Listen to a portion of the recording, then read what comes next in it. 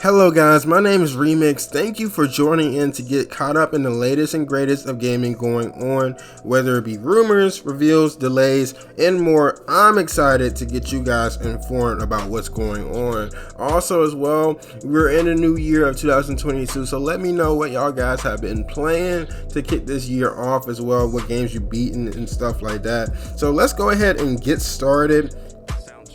The announced Steam Deck is on track for February release. Even with the global pandemic affecting supply issues, there'll be no issue for Valve, stating from them, we'll be able to start getting these out the door by the end of February. Valve also says that the process of testing out the entire Steam library to see how its games run on the Steam Deck is continuing as planned. They are checking for 4 major categories for this product. There'll be input, seamlessness, display, and system support. Valve even states that they are ramping up the rollout of Steam Deck's development kits for developers around the world, and within the last month, hundreds of Steam Decks have been sent out to these developers, saying it's important that we give developers the ability to test out their games in order to get the nice green verified check. Mario plus Rabbids, a known leaker, claims that Ubisoft's new turn-based game might not hit its 2022 launch window. Ever since Ubisoft's follow-up to the game, originally shown to us in 2017, we had gotten word that this game would be dropping sometime in 2022. That might not be the case.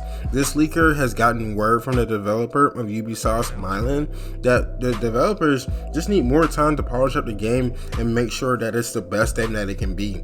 Expecting a actual release window to be in the first half of 2023 to expect. Xenoblade Chronicles 3 will likely launch in 2023. Xenoblade's development has been affected by the COVID pandemic, while developer Monolith Soft is currently also working on fixing a number of technical issues in the game. At the best, this game may surprise us with an early release in late 2022. Monolith Soft previously did state that it wants to keep investing in the franchise. The series composer suggested that a new Xenoblade project is in the works. Now, rumor has it on Persona, the known leaker Nate DeHate provides information that suggests that Persona 6 will be exclusive to PS5 and Persona 4 Golden coming to Switch and PS4 in 2022. Now, Persona has historically launched exclusively for PlayStation with its mainline installment, so not groundbreaking, and also this is unconfirmed rumor, so you should definitely treat it as such. Despite that, Persona is one of the biggest beloved RPG franchises, and it looks like fans are going to have plenty to look forward to in the coming years. So it's never a good thing when a former developer of a game expresses problems from their previous game, but this developer Jeff Ross talks about him finding one of the boss fights in the game terrible and how budget constraints affected the pacing. More specifically, he had issues with Schizo, saying the studio did what they could with the system they had. They also tried to do quite a few things to make the boss fights fun but couldn't. Scripting AI was really hard with stealth sections. They had to maintain a sense of they will shoot on sight, but they didn't want necessarily a shootout because the player couldn't kill them. He also begins to share about the budget restraints of Ben Studio and how the manager made the team feel like a disappointment despite selling quite well. Hitman Trilogy will release on January 20th for all platforms except Switch. Hitman PC players will have access to new upcoming improvements like variable rate shading and ray tracing. Now, Hitman VR will also be coming to PC on the same day and allow for playing all 3 titles in the trilogy using PC VR hardware. Steam achievements and trading cards are also coming with the pre-order bonus. Trinity Pack will be available free with all editions for the first 30 days. Microsoft has stopped production of all Xbox One consoles.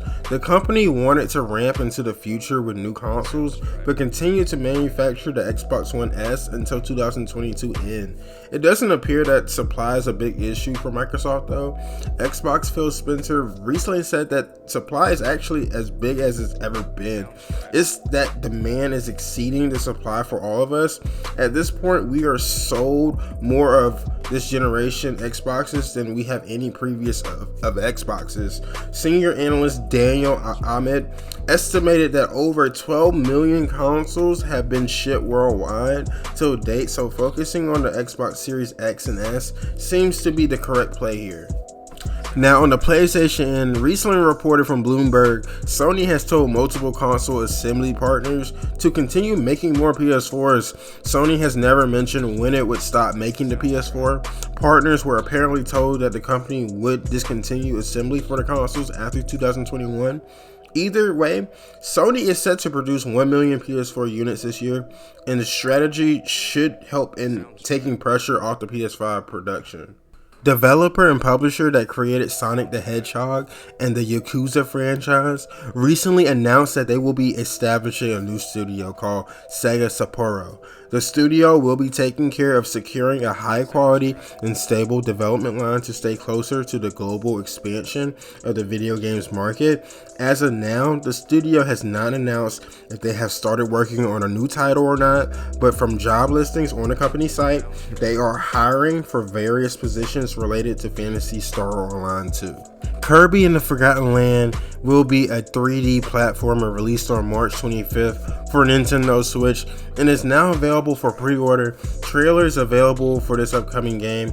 It's basically showing off different kinds of copy abilities Kirby can gain, mini games, and a whole village of Waddle Dees that need to be rescued from the Beast Pack. Of course, also expect massive bosses like the return of Meta Knight. Co-op is available for the game too. Hey guys, Platinum Games is entering into 2022 with a new CEO, Kenichi Sato. He stepped down, and Atsushi Inaba, who was recently vice president at Platinum Games and also studio head, is stepping up into the role. With Babylon's Fall due out this March and Bayonetta 3 expected to come out this year, even Project GG in the works, it'll be very interesting to see how this move will shake up Platinum Games production. Rockstar and 2K parent company announced that it will be acquiring mobile developer Zynga, who's made a huge mobile game like Farmville for a record sum of $12.7 billion. This deal was made. However, we learned that Take-Two is not done at all with future acquisitions still in their sight.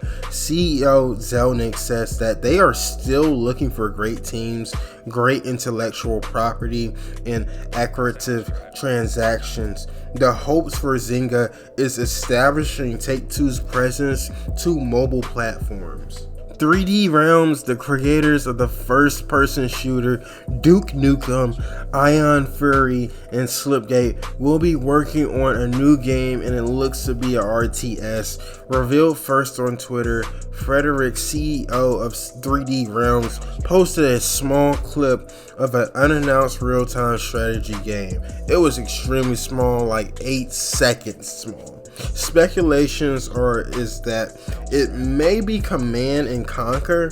Frederick mentions that the game is going to be a brand new IP of its own. Thank you for making us your #1 provider in gaming news. Do make sure to hit that subscribe button for more great content like this, the bell icon as well to be notified about future content here on the gamer section, and also follow us on the platforms below. It is Remix from the gamer section signing off.